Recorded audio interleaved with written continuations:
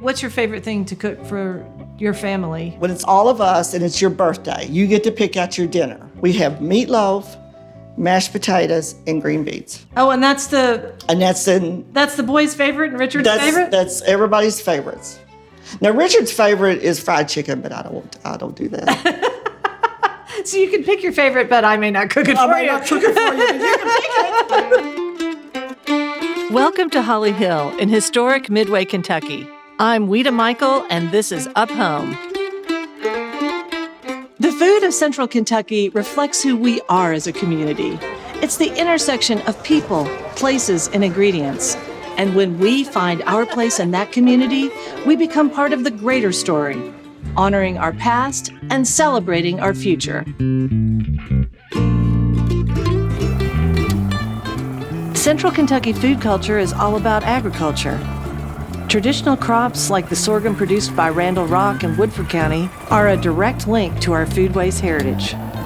Generations of family farmers are the backbone of Kentucky cuisine. About 25 miles from Randall's place, the Jones family is working on their sixth generation. The produce from Happy Jack's has been the foundation of my seasonal approach to cooking for more than 2 decades. I love it. What is that? So you did not grow up on a farm? No, I did not. I grew up in town in Frankfort. I went to the swimming pool every day in the summertime and, When did you and Richard, when did you decide to move to the farm? Yeah, I moved in here right after we went away on the honeymoon, so I moved down here in 82. So, and his mom lived down here? His mom lived down here, and we had a little apartment upstairs, which now Richard and I live down here, and Adam and his wife live upstairs. So it's just the circle keeps going. The circle of life. Well, so in 1996 is actually that is the year that Richard started diversifying. That's when we started diversifying. And then as the tobacco market was starting to change, we decided that we needed to do something else. And then that's when we started doing the produce. I love that. What's your favorite variety of these beans? I like the round ones. We call these round beans. Then we have the Roma type or flat beans. The flat beans, yeah. We just go from round or flat. Round we or plant flat. them 7.5 inches apart this year. Yeah. In the middle of the plastic. Mm-hmm. Right in the dead in the middle, pretty much. And when they flop over, you can see all the beans are still laying on the plastic. Yeah. They stay clean. Before we'd have two rows, 2 holes. And they would be a foot apart. It'd be like 2 rows of beans, and the beans would flop down on the soil and they'd rot. Who thought of that? Me, myself, and I. Now Richard and Leanne Jones have found that diversity in products and sales is the key to supporting multiple families and sustaining their passion for the land. Their sons David and Adam now have families of their own, and they're continuing the tradition at Happy Jack's. I mean, how old were you? What's your earliest memory on the farm? I always loved farming.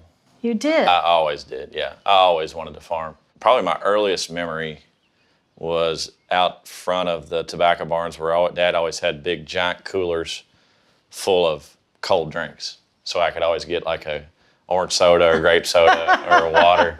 But I started working, they put me to work pretty young. Can you refresh my memory how many acres you're cultivating in vegetables, including sweet corn, including tomatoes, everything? Yeah, there's about 7 acres of produce, which includes everything from the tomatoes to the squash that we saw earlier, and the cucumbers, melons, beans, all that. And then we do roughly about 12 acres of sweet corn. And then we have usually anywhere from 15 to 18 acres of pumpkins we wholesale the pumpkins, and you pick pumpkin patch. Well, you have this is a big agritourism experience out here on this farm, because you have your pumpkin house, you've got the animals of the farm, you do a corn maze, I think. Yeah, we do a corn. We started doing that past few years, so there's like 1.5 acre corn maze every year. You do?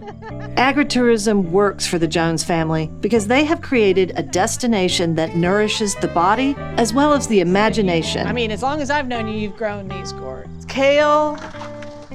When you produce as much food as the Jones family does, farmers markets are a way of life. Each week, the family splits up and heads to markets in Frankfort and Louisville. Leanne has been instrumental in building the Franklin County Farmers Market into one of the state's premier venues. But what about the folks who can't get to the farmers markets? Issues of sustainability and food security are some of the biggest challenges to our communities, and I'm proud to introduce you to one of the most progressive food organizations we have, FoodChain in Lexington. If all FoodChain did was grow hydroponic greens in an old factory using recycled water from an aquaculture operation, that would be pretty amazing. But they do so much more. FoodChain aims to forge links between the community and fresh food, and we do that with education and demonstration of sustainable food systems. We thought we could do that here because we're in the middle of a food desert. We are. So there is no grocery store within a mile from where we're located, and also more than 20% of the population that surrounds the building is living below the poverty line. But even more so, the allure of this location, aside from the fact that there was a need, there was this building that predated so much of the residential population, right? So it was, the neighborhood had grown up around this big bread factory in the heart of it. It's a little intersection of people going about their daily lives, and yet food isn't present in the way that it can be, and the empowerment that food can provide, not only from a nourishment standpoint, but from a community development and neighborhood empowerment standpoint. I believe in FoodChain so much that I started a restaurant in the same building. At Smithtown Seafood, we can walk out the back door of our kitchen and harvest fresh greens. We get our tilapia right there as well.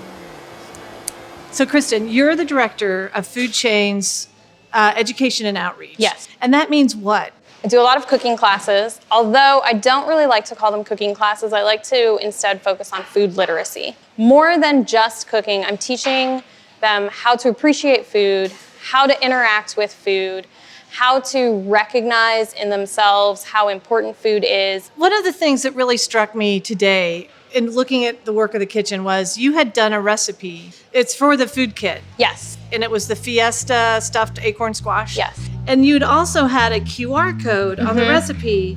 And so you can scan that with your iPhone and then you pop up. Yes.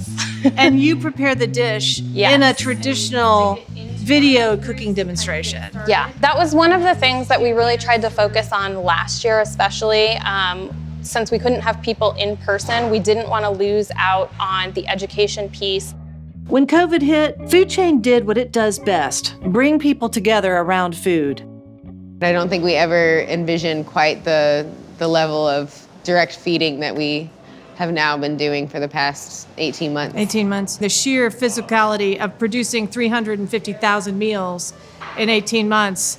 And then the first 100,000 of them were basically off your brow. Yeah.